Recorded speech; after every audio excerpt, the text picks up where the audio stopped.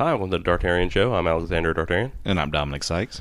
And today we're going to do another Urban Legends because last week kind of gave me nostalgia. Mm-hmm. Going back to our roots.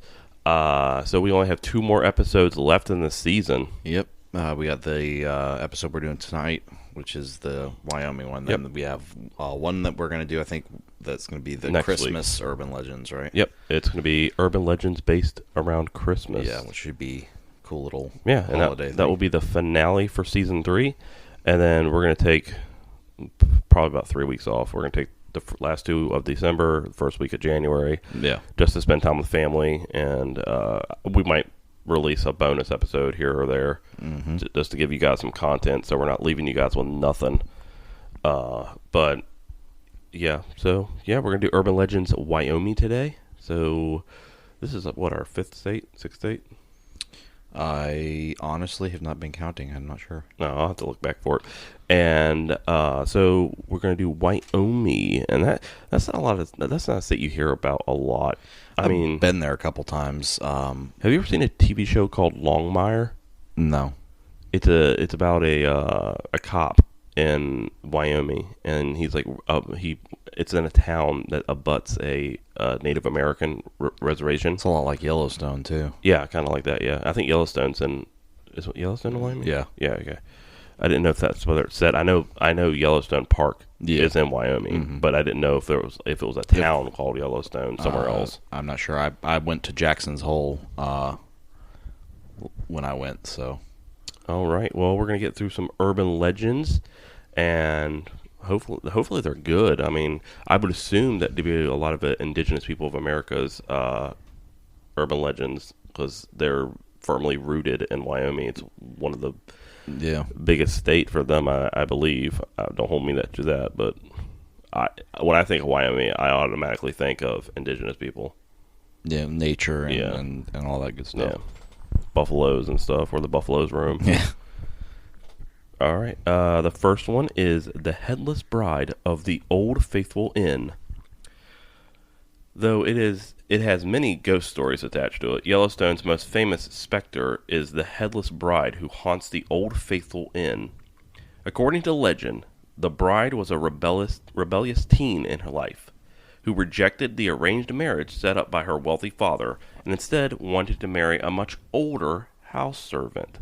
Oh, not what her father wanted, but a servant. Disgrace to her family. Dishonor on them all. Well, that's kind of harsh. The father who attempted to convince his daughter, tried to convince the daughter that the servant would use her. Yeah. And made the condition of their marriage that the couple received no financial assistance other than her dowry. Right. Of course. Yeah, you got to pay out the dowry. Hoping to scare the servant off. It didn't work. So there was love. Yep. The couple honeymooned at the Old Faithful Inn, where the girl's new husband wasted her entire dowry gambling and became violent. No. I was hoping it was going to be one of those like happy endings. Yeah. Only to disappear when the money ran out. Of course. Hotel staff found the girl's dead body left in the bathtub. So did she kill herself or did he kill her? Her severed head was at the top of the hotel's Damn, he killed her? What the hell, man? Over the years, her ghost dressed in white has been descending the crow's nest stairs with her head under her arm. So a little bit more of a better take on the lady in white. Yeah, that's crazy. A headless lady in white. That's cool. That's fucked up, man. Yeah. Like, I thought it was going to be like, a cute little story. But her dad was right. Well, I mean, moral of the story, listen to your parents. Yeah, well, I think that's bullshit. Yeah. I think that urban legend was based like, listen to your father. Yeah, I know. Yeah. So I'm going to do one next. It's going to be the ghosts of Fort Laramie. Ooh. So Fort Laramie has a long history as a trading post and then military fort, and is allegedly haunted by a legion of ghosts, the most famous being the Lady in Green. Back when it was a trading post, the post leader's daughter rode off on a black horse and never returned. According to legend, her ghost appears at Fort Laramie every 7 years. She wears a long green riding dress and veiled riding hat and carries a jeweled whip, still atop her black stallion. But the Lady in Green is merely the tip of Fort Laramie's paranormal iceberg. The captain's quarters reportedly hosts a ghost named George, and bright lights flash in its windows, though the building has no electricity. In Old Bedlam, the oldest military building in Wyoming, a ghostly officer makes rounds throughout the building, demanding guests to be quiet. Other apparitions, including a headless man, a bloody surgeon, and even a Civil War soldier, prowl the outer grounds.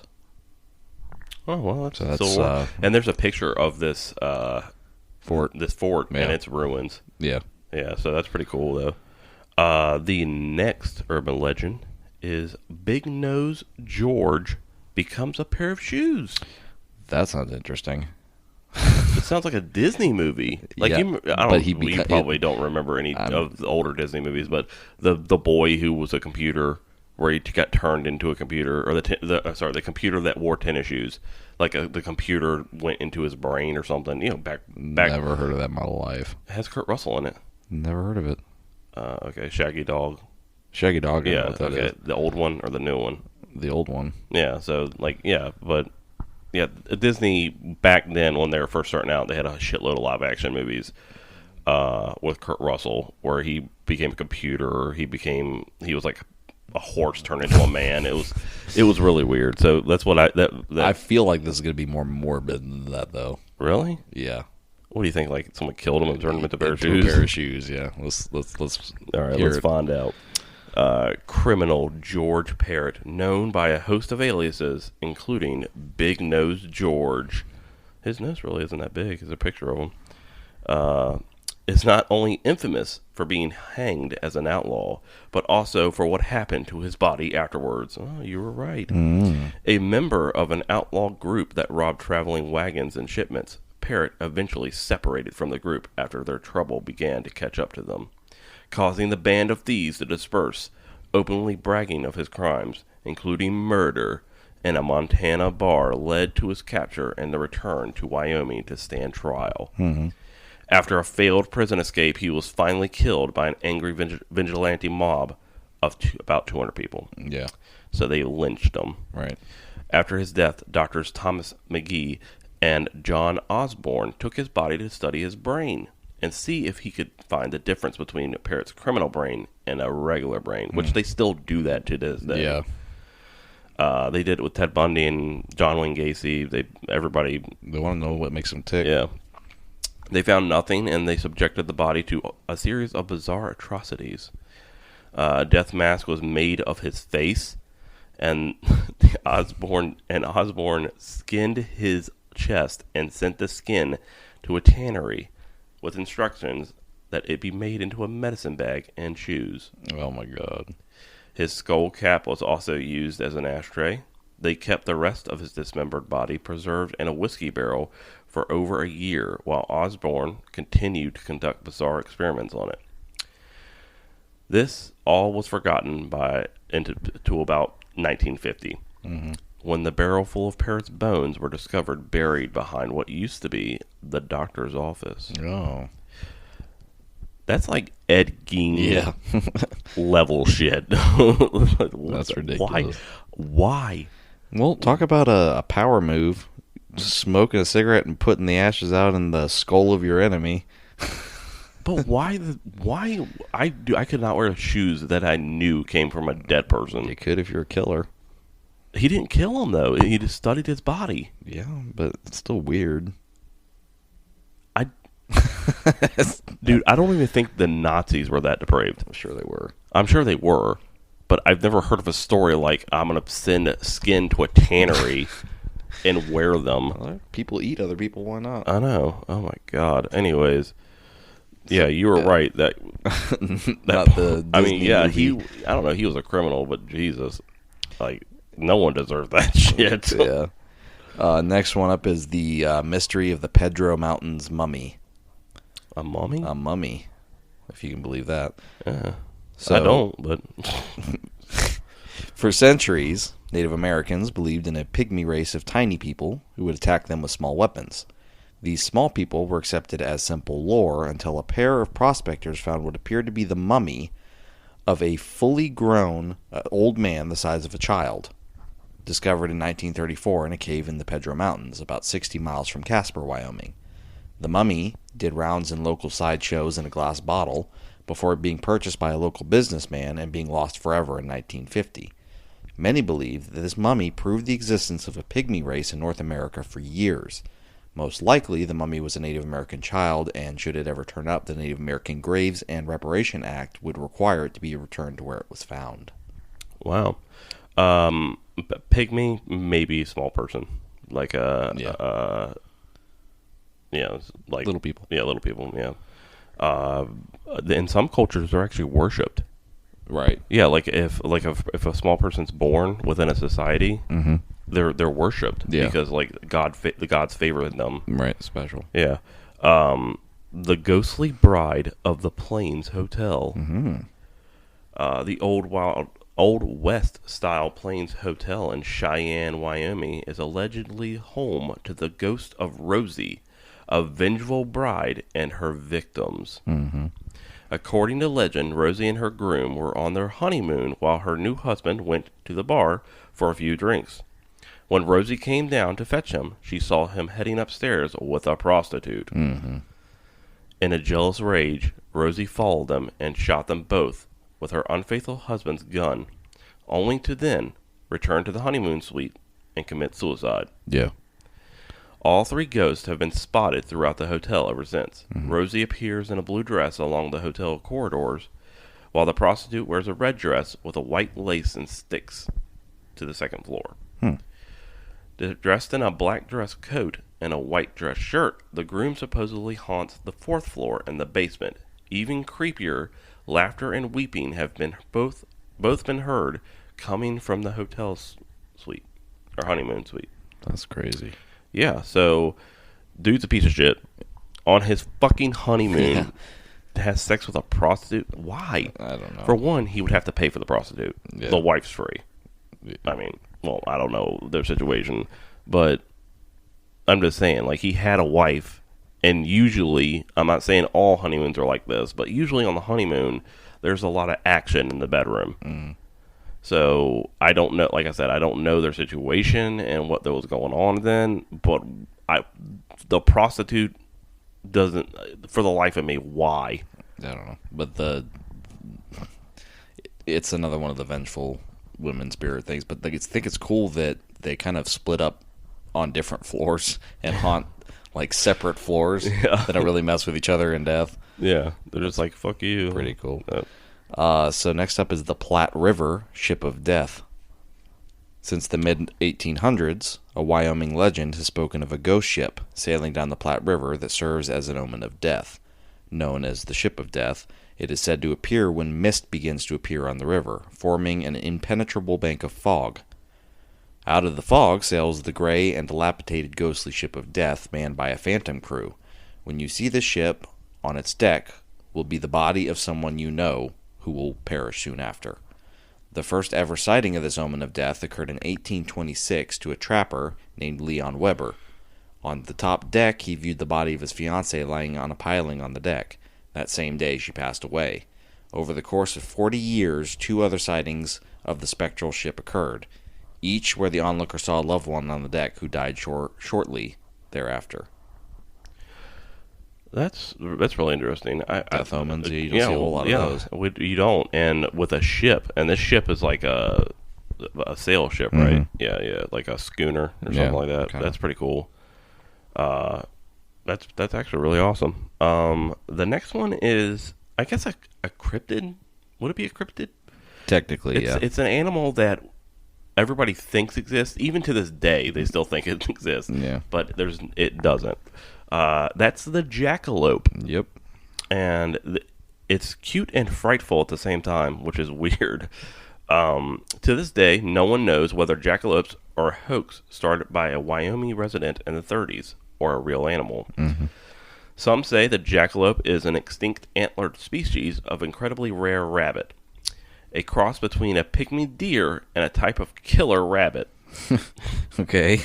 I didn't know rabbits could be killers when I came. Monty Python covered that.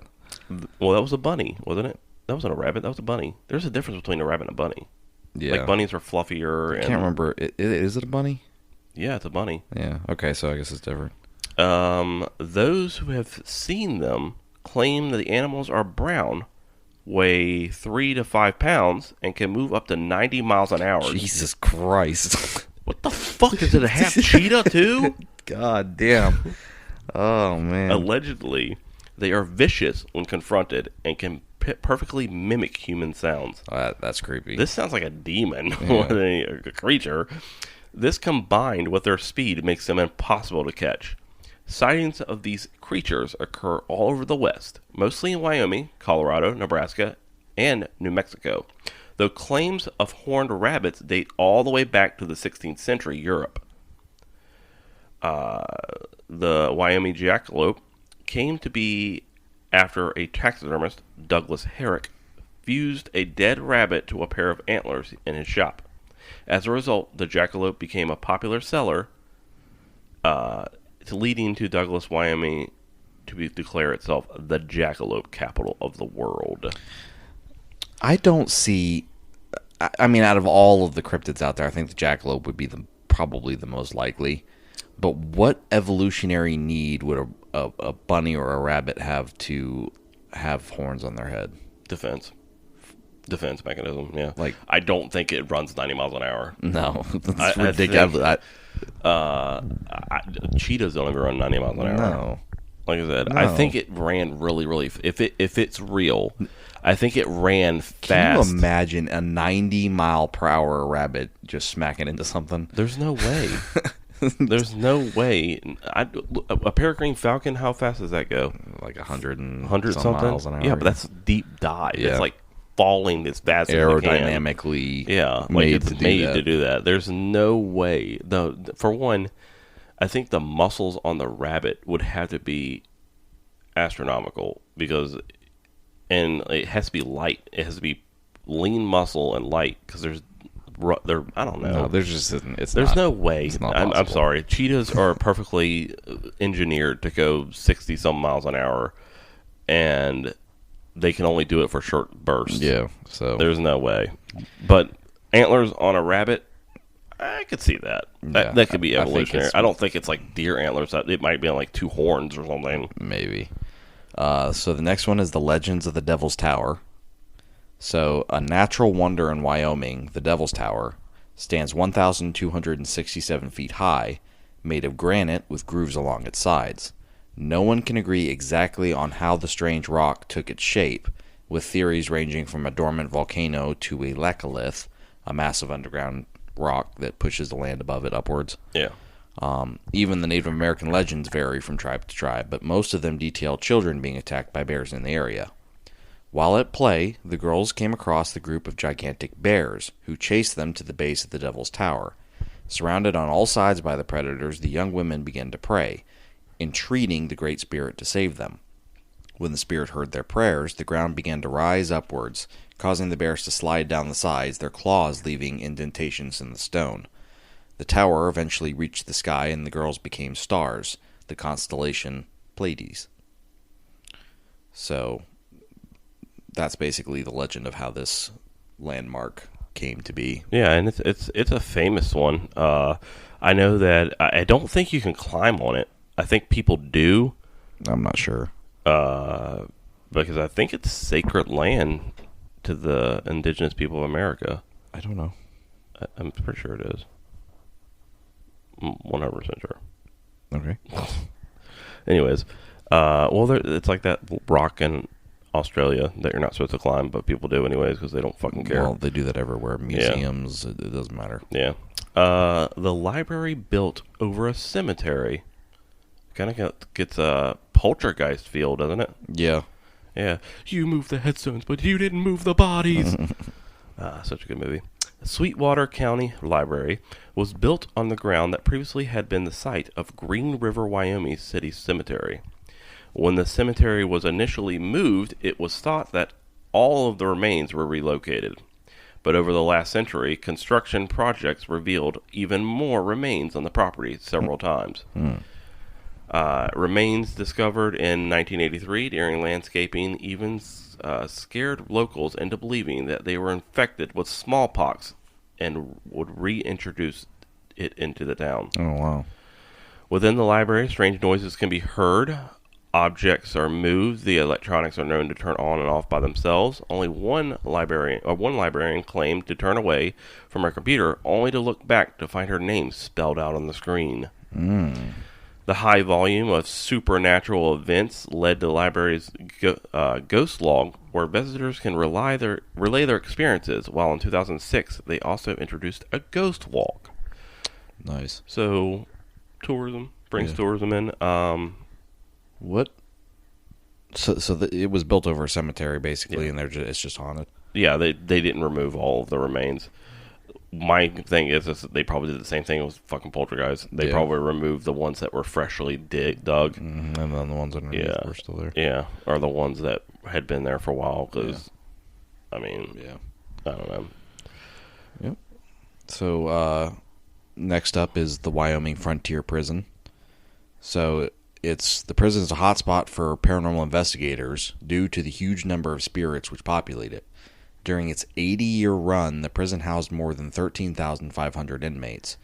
The prison held a gas chamber where numerous inmates died and was known for housing the state's most sadistic and violent criminals. The youngest and most recent inmate to die in the prison's gas chamber was Andrew Pixley, a child serial killer and cannibal who was executed in the 60s. After its closing in 1981, the prison became a museum and tourist attraction known for paranormal activity. Over the years, Pixley's spirit has been recorded speaking during EVP sessions, along with dozens of others. In addition to their voices, many inmates' spirits appear to visitors, who also claim to feel cold spots and heavy pressure within its walls. So this place is pretty haunted, too. Yeah, there's a lot of hauntings in Wyoming, which shocked me, to be honest with you, because it's not really, Yellowstone. That's the only thing I know of Wyoming. And Devil's Tower, that's it. And that's only because I've seen those in movies. The ghost of the Occidental Hotel. The Grand Old Occidental Hotel stands as one of the most haunted places in Wyoming and has housed a number of famous guests, including Butch Cassidy and the Sundance Kid, Buffalo Bill Cody, and even Teddy Roosevelt. This quintessential Western hotel got struck hard by the Great Depression and finally returned to its former glory after years of struggle. Its ghosts are also more active than ever. According to legend, a prostitute lived on the upper floor of the hotel during the 1800s. Her young daughter died of cholera in the northwestern wing, and to this day, the little girl ghost plays with her unsuspecting guests. Described as a small figure with long dark hair and a white dress, she's been known to shake guests awake in the middle of the night and throw objects across the room. Damn. So seems to me, at least in my opinion, that a lot of the times the stories behind the hauntings are sometimes scarier than on the actual haunting itself. Yeah, because the Old West, that shit was dangerous. You had, when you went out to the West, it was a 90% chance you were going to die. Yeah. So, that movie, A Million Ways to Die in the West. Yeah. It's obviously it's satire and comedic, but, he's right. You can literally die of anything. Right. And I think we only have one more. Yep. Last one on the list. Yep. So... go ahead with that one. Hopefully I'm saying it right. It's Gebo, the ghost town, right? So while many ghost towns across the U.S. serve as fun tourist attractions, Gebo or Gebo, Wyoming, I'm not sure which one it is not one of those towns. A desolate Wyoming ghost town located in the northern central part of the state, it was a booming mining town full of life in the 30s, with a population of over 20,000 people. After most of the town was bulldozed in 1971, all that remains today are a few crumbling buildings and a cemetery full of infants and children. They say that the only sign of life in Gebo is in the cemetery, where you can hear the eerie, far-off cries of one of the babies who died there almost 100 years ago. Yeah, that would be creepy as shit. Yeah, it is. Yeah, I don't know about going to no ghost towns anyway, because we talked about that before. Just abandoned places in general kind of give off weird vibes. Yeah, and did you know there's actually a ghost town in Virginia? No. It's called Union. So it's actually, you can't go there anymore, though.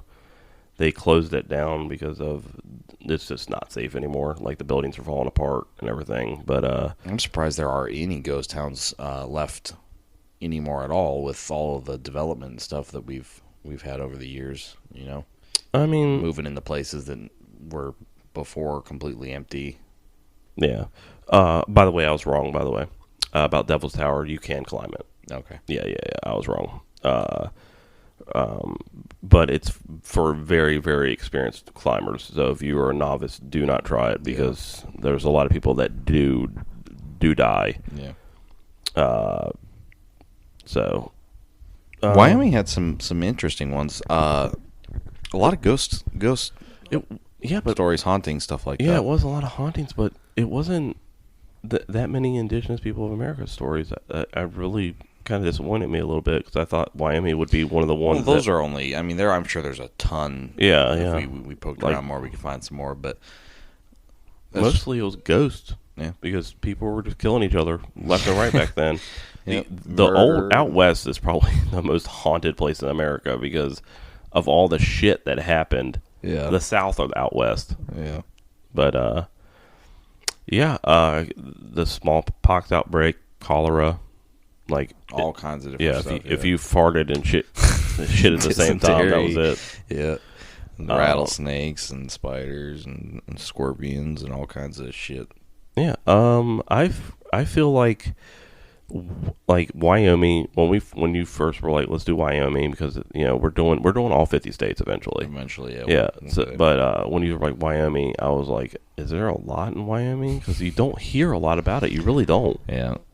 There's a few states that are like that. There's some states that I think about. I would love to live there. Yeah, me too. Yeah, yeah, because it's. I mean, I don't know because that old west. I think they have like different.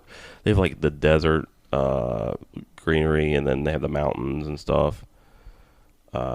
Different like biome type. Yeah, areas. like bio. Yeah, and stuff, and like it literally can be like warm and snow like the next, like within a few hours there. Yeah. So it's kind of like Colorado in that aspect, where it can be 90 degrees and then freaking snowing the next day. Yeah. But yeah, I enjoy those, man. The freaking ghost stories. I love ghost stories, even though I don't believe in them. I think it's really cool, like the stories behind the ghost stories and stuff. Obviously, I don't believe in the ghosts, but the stories that lead up to the ghost stories are pretty cool. Yeah. Especially, I want to know what happened to that lady. Like, did the husband kill her? Had to. Really? Had to. Cut her fucking head off, Had man. to. Jesus. That's hardcore, man. Yeah, that's the one that got stuck with me, too, because it's just like the dad's like, I'm telling you, don't do it. Like, I'm not going to help you. Yeah, I'm not going to help you financially and stuff. And he ran out of money. He's like, you bitch.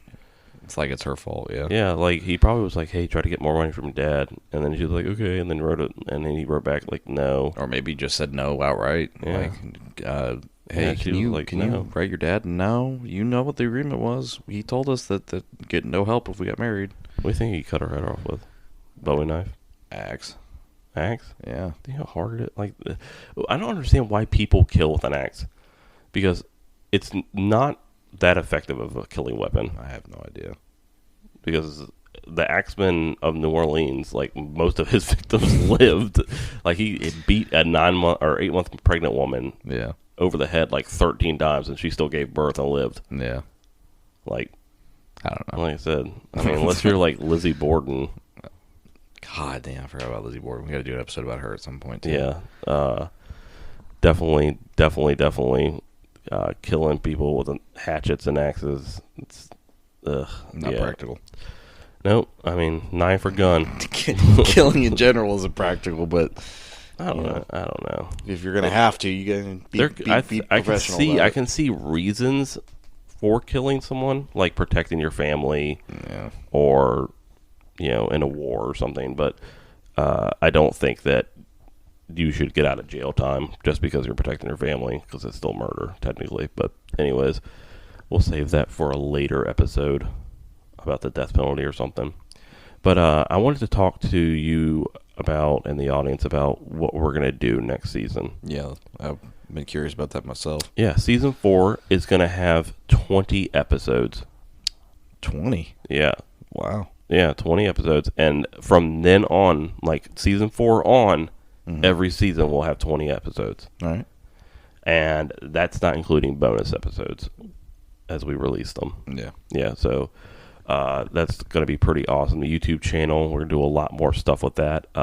Like you said before, like, you know, how separating them into series and stuff. Yeah. The YouTube channel will have playlists based on what we talk about. Like, we'll have a playlist for true crime. We'll have a playlist for cryptids, urban legends, creepypastas. That'd be cool. All those will be separated into playlists. So if you guys prefer certain aspects of our show, you can have a playlist for that. And give us feedback on those, because we can look and see which playlists are more popular than others and expand on them. Yeah, absolutely. So. And there'll also be some content on YouTube that's not on anything else. Yeah. Let's say I'm still trying to get the Adam Walsh episode up. I think it's the music we used, even though, like, I paid for the music. I don't know. There's sometimes YouTube just throws back shit, even though it's not copyrighted. But, and also, there's this 2022 is going to be a huge year for the Dartarian show.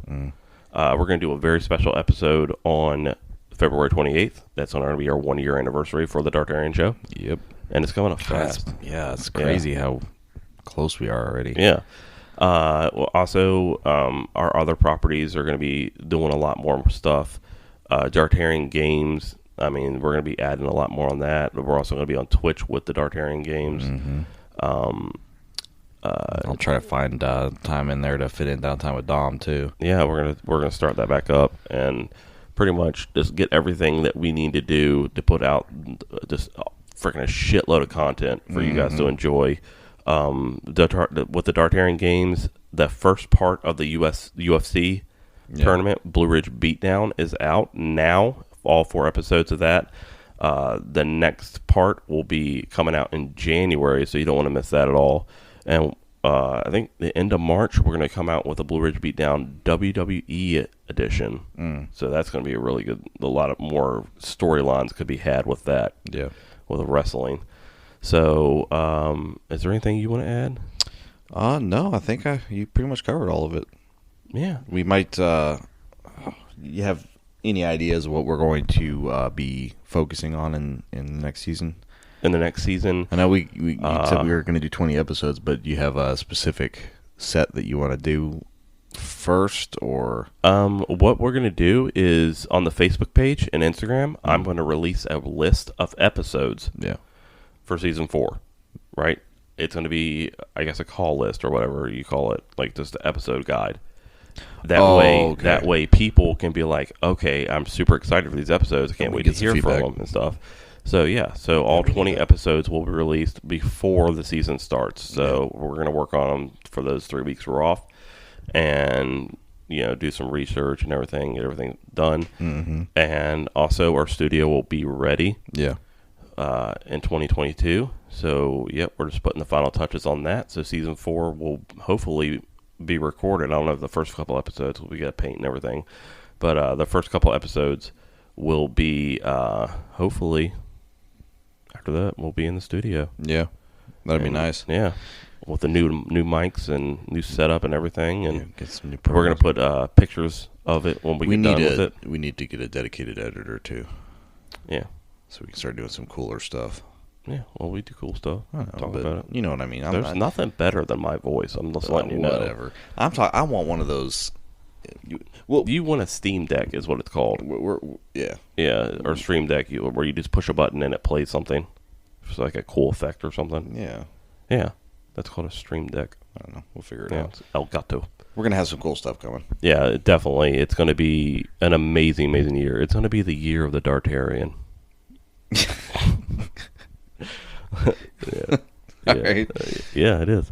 So you guys can follow us on Instagram and Facebook and all that meta stuff at the Dartarian Show, and Twitter at Dartarian Show. If you guys have any questions, comments, just want to give a shout out to us. We do promote people on this podcast. If you listened to last week's episode, we did promote the band Evian. So if you guys want to give us say, hey, promote us. We're trying to make it somewhere We will do that. We're happy to do that. So just email us at thedartarianshow@gmail.com. And Dom, where can they reach you, man? Dominic Sykes 18 at gmail.com. Yeah, so we're going to freaking sign off now. One more episode this season. Christmas Urban Legends, which is going to be fucking awesome. Yeah, it's going to be amazing. Some Yuletide givings of urban legends and possibly cryptids. Maybe some demons in there. Some witches. It's going to be awesome. Yeah, it's going to be awesome. Because those fucking elves are creepy, man. Yeah. Like that. Yeah, so we'll be signing off now. And we hope you enjoy the holidays. We'll see you next week. And then won't see you again until 2022. Mm-hmm. Thanks for listening. And as always, talk to you later. See you.